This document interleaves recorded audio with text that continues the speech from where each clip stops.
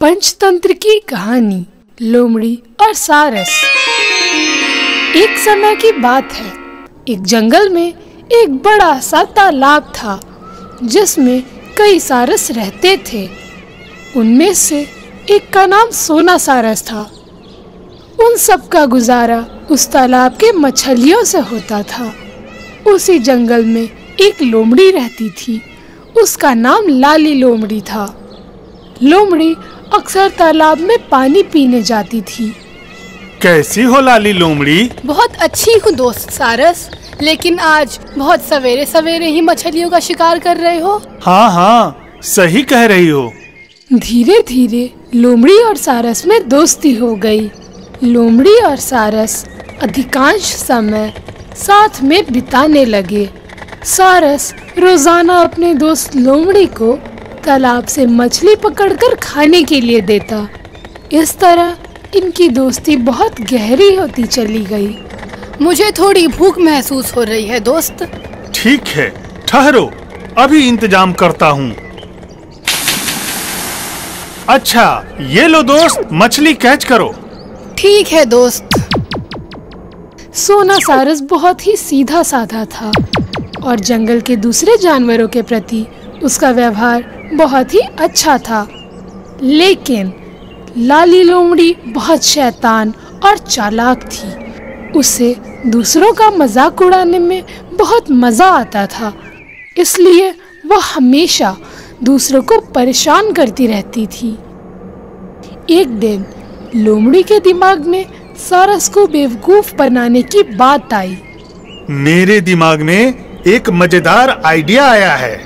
क्यों ना सोना सारस को बेवकूफ बनाया जाए? वह सारस के पास गई और बोली, मित्र, मैं तुम्हें अपने घर भोजन का निमंत्रण देने आई हूँ।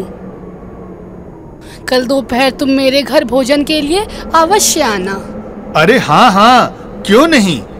तुम बुलाओ और मैं ना आऊं, ऐसा हो ही नहीं सकता। सारस सीधा साधा था। उसने बिना कुछ सोचे समझे हाँ कह दी और दूसरे दिन समय से लोमड़ी के घर पहुंच गया। दोस्त लाली, मैं आ गया। आह, क्या खुशबू है। आओ आओ सोना सारस, मैंने तुम्हारे लिए ही तुम्हारा मनपसंद मछली का सूप बनाया है। अच्छा, अब भोजन के लिए चलो। ठीक है, चलता हूँ दोस्त। लोमड़ी ने जानबूझकर सारस को सूप एक थाली में परोसा। लोमड़ी को पता था कि सारस थाली से सूप नहीं पी सकता। बेचारे सारस ने अपनी लंबी चोंच से सूप पीने की बहुत कोशिश की, पर सिर्फ अपनी चोंच ही भिगो सका। उसे सूप न पीता देख लोमड़ी मन ही मन अपनी ठिठोली पर बहुत खुश हुई। क्या मजा आ रहा है सारस को खाता देख। क्या बात है मित्र, क्या सूप पसंद नहीं आया? नहीं, ऐसी कोई बात नहीं है। दूसरी तरफ लोमड़ी अपनी जीभ से चाट चाट कर सारा सूप पिए जा रही थी। तब सारस बोला, अरे मित्र, यह तो बहुत स्वादिष्ट है।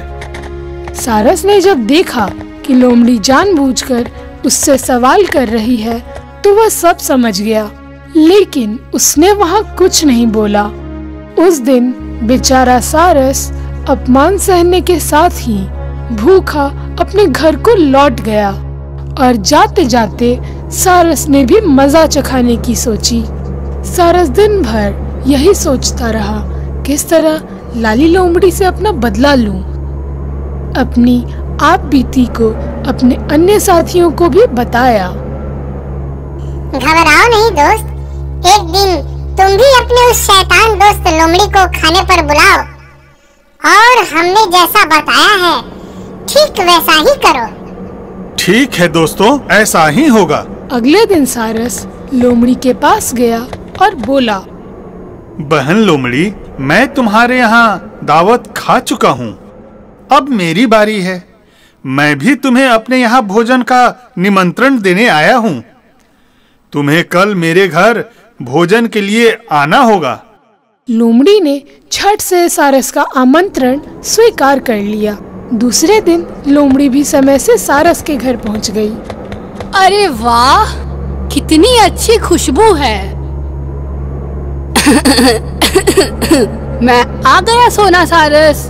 सारस ने लोमड़ी के साथ ही दूसरे अन्य सारस साथियों को भी बुलाया था। हेलो हेलो सोना, हेलो सोना, मैं आ गया। जब सारे मित्र आ गए तब सारस ने कहा, आओ आओ, सभी अंदर आ जाओ। अरे लाली लोमड़ी, मैंने तुम्हारा मनपसंद केकड़े का सूप बनाया है। तभी तो कहूँ कि कितनी अच्छी खुशबू है। अच्छा चलो मित्रों, अब भोजन शुरू करें। हाँ हाँ, चलो शुरू करें। सारस ने सभी को सुराही में सूप परोसा। सुराही का मुंह इतना छोटा था कि उसमें बस पतली चोंच ही अंदर जा सकती थी। पतले मुंह वाले बर्तन में सारस तो आसानी से अपनी चोंच से सूप ले रहा था, किंतु लोमड़ी का मुंह सूप तक नहीं पहुंच पा रहा था। लोमड़ी अन्य सभी पक्षियों को सूप पीते देखती और पूरा समय सुराही से सूप पीने की कोशिश करती रही।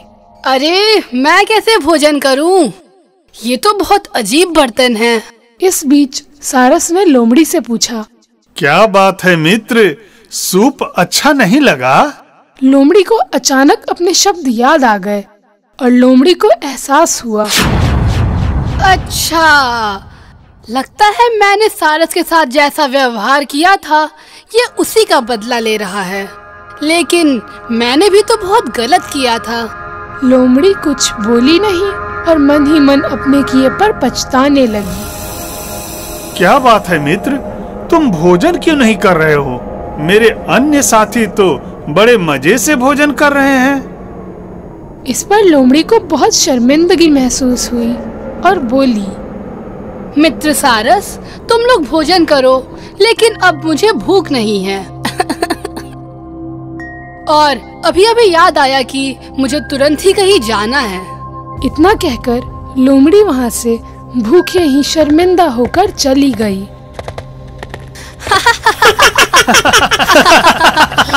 देखा ना, किसी को छोटा या कमजोर मानकर उसका मजाक उड़ाना या अपमानित करना कितना गलत होता है। हम जैसा करेंगे हमारे साथ भी वैसा ही होगा और लाली लोमड़ी को भी समझ में आ गया होगा।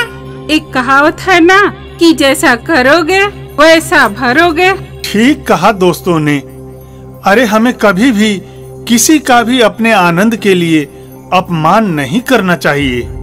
स्वार्थी ना बनो, क्योंकि यह किसी न किसी समय आपके पास भी आ सकता है। बेचारा लोमड़ी भूखा ही रह गया।